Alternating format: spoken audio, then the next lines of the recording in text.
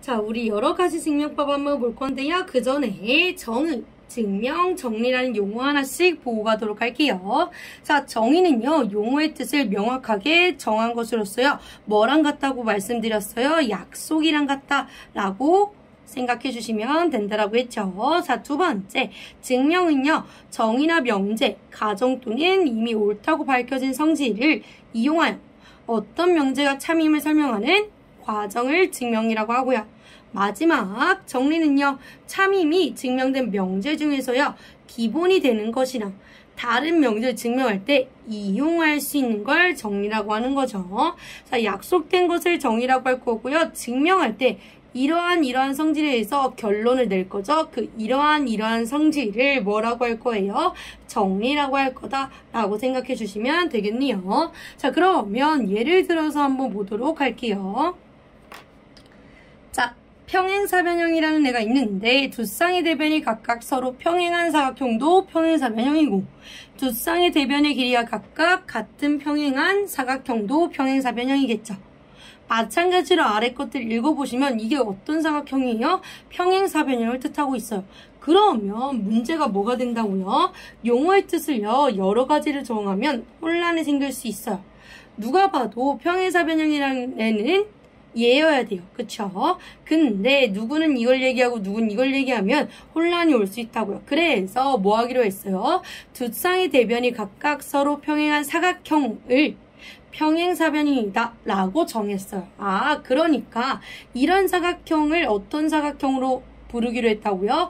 평행사변형으로 부르기로 약속을 했어요. 즉, 이 아이는 뭐라고 부를 거라고요? 이 평행사변형의 정의다 라고 생각해 주시면 되는 거죠.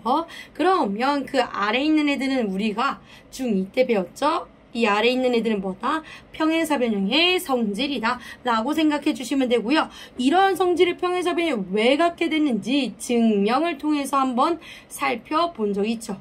그러면 하나만 한번 증명해 보도록 할게요. 자, 두 쌍의 대변의 길이가 각각 같은 평행한 사각형이 평행사변형의 성질이 되니까 두 쌍의 대변의 길이가 각각 같음을 보여주시면 되는 거죠.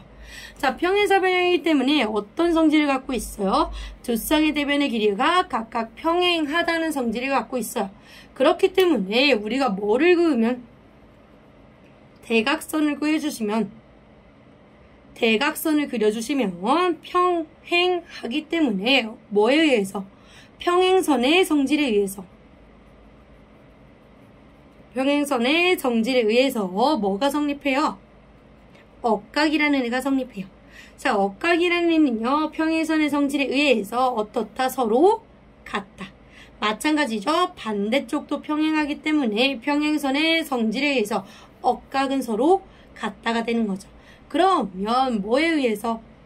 두 각과 한 변의 길이가 같기 때문에 ASA 뭐에 의해서? 합동에 의해서. 두 삼각형은 뭐고요? 합동이기 때문에 요 변의 길이와 마주보는 변의 길이, 요 변의 길이와 마주보는 길이가 같다라고 할 수 있죠. 즉, 두 쌍의 대변의 길이가 각각 같은 평행한 사각형 뭐라고 할 수 있다? 평행사변형이라고 할 수 있으며 평행하기 때문에 갖는 성질인 거죠. 그렇기 때문에 이와 같은 성질을 이용해서 이를 증명해냈어요. 그러면 얘를 뭐라고 할 거예요? 정리다 라고 해주시면 되는 거죠. 자, 간단하게 보면 뭐라고요? 이런 애를 평행사변형이라고 부르기로 했어요. 약속한 거죠. 정의라고 하며 다음과 같은 성질을 증명했어요. 뭐에 의해서? 다음과 같은 정리에 의해서 라고 봐주시면 되겠습니다. 간단하게 한번 더 볼게요. 정삼각형은요, 세 변의 길이가 같은 삼각형이래요. 자, 우리 세 변의 길이가 같은 삼각형 뭐라고 부르기로 했어요? 정삼각형이라고 부르기로 약속했어요. 그렇기 때문에 이거보다 정의가 된다. 정삼각형의 한 내각의 크기는 60도라고 우리가 증명을 해서 이 정삼각형의 성질이 된 거죠. 요런 거 뭐라고 한다? 정리라고 한다. 명제는 참 거짓을 분명하게 판별할 수 있는 문장이나 식이다라고 합니다. 참 거짓을 분명하게 판별할 수 있는 문장이나 식을 우리가 뭐라고 부르기로 약속했어요? 명제라고 부르기로 약속했죠. 즉 얘는 뭐가 된다? 정의가 된다 라고 해주시면 되겠네요.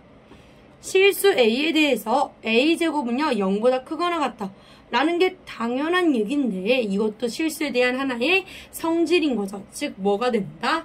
정리다라고 할 수 있다는 얘기죠.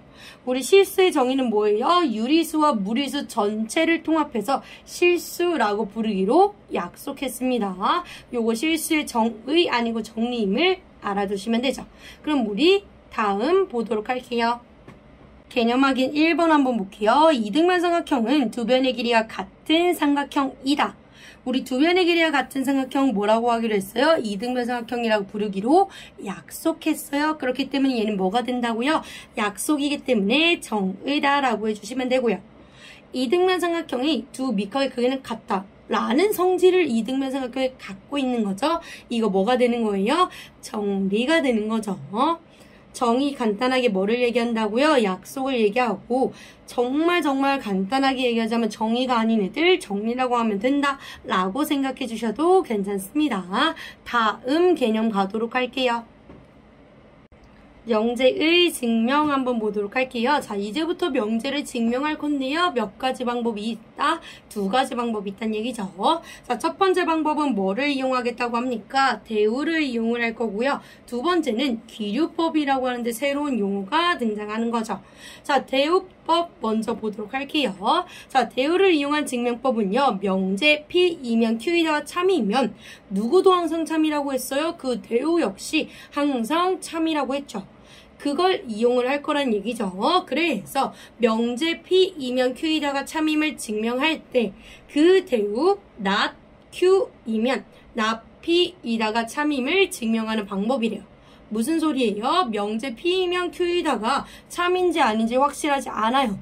그렇기 때문에 뭐 하겠다? 대우 명제가 참임을 이용해서 얘가 참임을 밝히면 그 명제 역시 뭐이겠구나? 참이겠구나를 보여주겠다는 얘기죠. 네. 자, 근데 우리 대우 기억하고 계시나요? 명제 P이면 Q이다의 역은요. 가정과 결론을 바뀌어서 Q이면 P이다고요. 대우는 그 역에서 부정까지 취한 not Q이면 not P이다를 대우라고 한다고 했습니다. 자, 그 다음 방법 볼게요. 귀류법이라는 애가 있는데요. 귀류법은요. 어떤 명제가 참임을 증명할 때요. 그 명제 또는요. 명제 결론만을 부정한 후에 모순이 생기는 것을 보임으로써 주어진 명제가 참임을 증명하는 거죠. 왜? 모순이 생기면 그건 뭐란 얘기니까? 거짓이란 얘기니까 원래 있던 애가 뭐인 거다? 참임을 보이는 거죠. 그래서 대우 명제는 뭘 얘기한다고요? 대우가 참임을 보여주시면 되고요. 귀류법은요. 부정을 한 후에 그 모순을 생김을 보여주시면 된다는 얘기네요. 자, 예를 들어서 뭐 해보시면 돼요? 개념 확인으로 한번 가보도록 할게요. 개념 확인 2번 볼게요. 명제 두 양의 실수 x, y에 대하여 x 곱하기 y가 1보다 크다 이면 x가 1보다 크다 또는 y가 1보다 크다 이다인 거죠. 이런 명제에 대하여 다음 물음에 답하라고 되어 있는데요. 결론은 빈칸 채우기였죠. 근데 우리 하나씩 해보도록 할게요. 왜? 그냥 서술형으로 낼 수도 있기 때문에요. 빈칸 채우기 말고도 할 줄 아셔야 된다라고 했어요. 자, 방법 몇 가지 있다고요. 명제를 증명하는 방법은 대우를 이용한 방법인데 너무 길죠. 대우법이라고 할 거고요. 두 번째 방법 새로운 용어였어요. 귀류법이었어요. 대우법은 말 그대로 뭐를 이용하겠다고요? 대우를 이용하겠다는 얘기고요. 귀류법은 뭐 한다고 했어요? 결론을 부정하거나 아니면 명제 자체를 부정해서 뭐를 이끌어내겠다? 모순을 이끌어내겠다 라고 했던 거죠. 첫 번째 대우부터 한번 가보도록 할게요. 자, 대우법 먼저 사용하도록 할게요. 그러면 주어진 명제의 뭐는요? 대우를 먼저 구해주시면 두 양의 실수 x, y에 대하여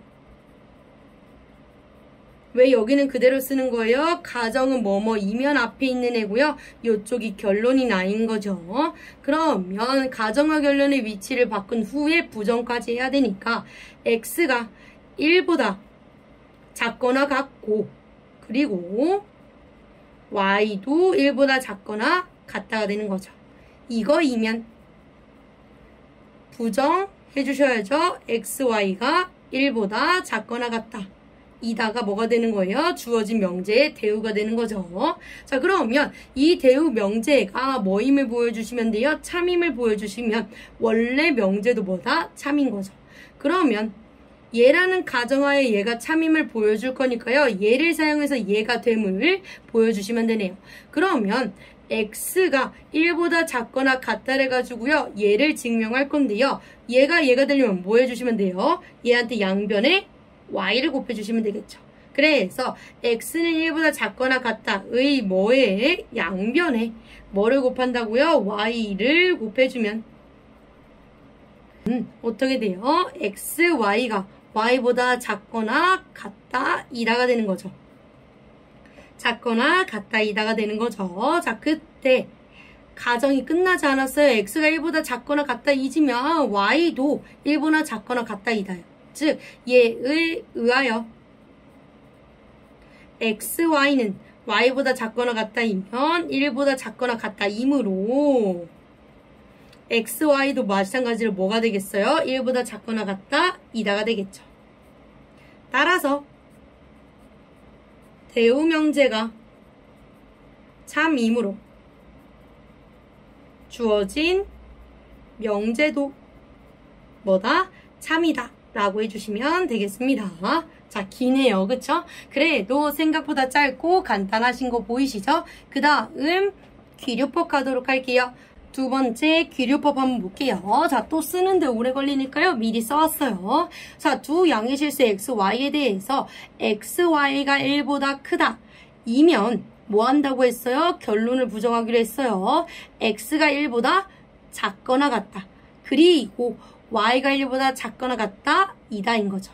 자, 귀류법은요. 얘를 부정하는 거죠. 그렇기 때문에 이다라고 뭐 할 거예요? 가정할 거예요.